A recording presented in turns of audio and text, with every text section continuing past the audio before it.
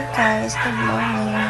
So ayan, kalilipat ko lang. Then, yan, nag-lip tint ako. Tapos, nilagay ko na siya sa bag.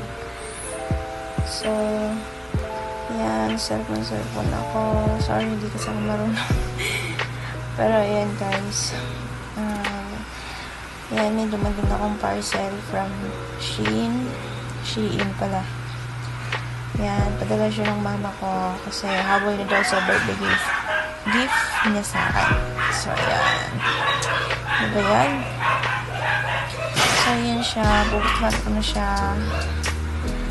Nakalaman yan.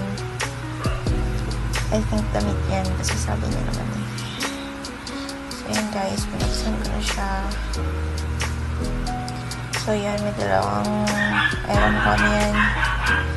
Basta yan, pinakita ko. Then, sunod, ayan na siya. So, may papel. Kung ano na lang ko na yan. So, yun na guys, pinaksan ko na siya. Damit na siya. Ayan. Sobrang ganda niyan guys. Oh, yung diba pa, sobrang ganda. Crop top, tapos skirt. Ayan siya.